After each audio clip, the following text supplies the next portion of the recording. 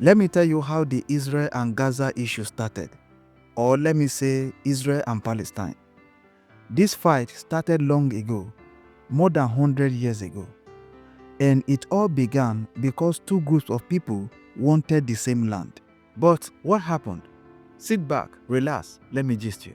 A long time ago, the land we now call Israel and Palestine was under the Ottoman Empire. Palestine Arabs, Muslims, and Christians lived in this area. It was their home. But far away in Europe, Jewish people were suffering. They faced hate, violence, and killings. After the Holocaust in World War II, where millions of Jews were killed, they wanted a safe homeland.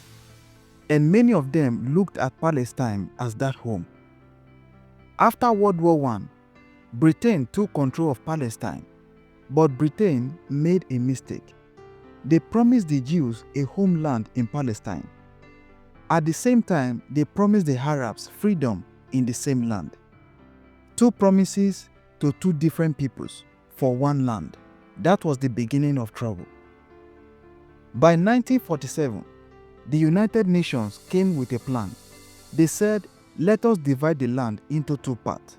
One part will be for the Jews, which is the Israel. One part will be for the Arabs, Palestine. The Jews agreed, but the Arabs refused. They said, this is our land. Why should we share it? In 1948, Israel then declared independence. The next day, Arab countries attacked Israel. Israel fought back and won that war. But something very painful happened. More than 700,000 Palestinians lost their homes. They ran to Gaza, the West Bank, and other countries. They called this event the Nakba, meaning the catastrophe. Families were broken, villages were destroyed, and many never returned. In 1967, another big war came, the Six-Day War. This time, Israel captured Gaza, the Western Bank, and East Jerusalem. Millions of Palestinians were now under Israeli control. Their movement, their daily life, everything was controlled. This made the anger even worse. By the 1980s, Palestinians could not take it anymore. They started an uprising called the First Intifada, throwing stones, protesting, fighting soldiers. Later in the 2000s, the Second Intifada came, even more violent. It was during this time that Hamas became strong in Gaza. Hamas chose to fight Israel with rockets and attacks. In the West Bank, the Palestinian Authority chose negotiations. One side used war, the other side used talks, but none of them brought peace. In the 1990s, there was hope. The Oslo Peace Accords tried to create two states, Israel and Palestine. For a short time, people believed peace was possible, but soon it collapsed. Israel kept building settlements in Palestinian land. Palestinians continued with bombings and rocket attacks. Wars and checkpoints divided families.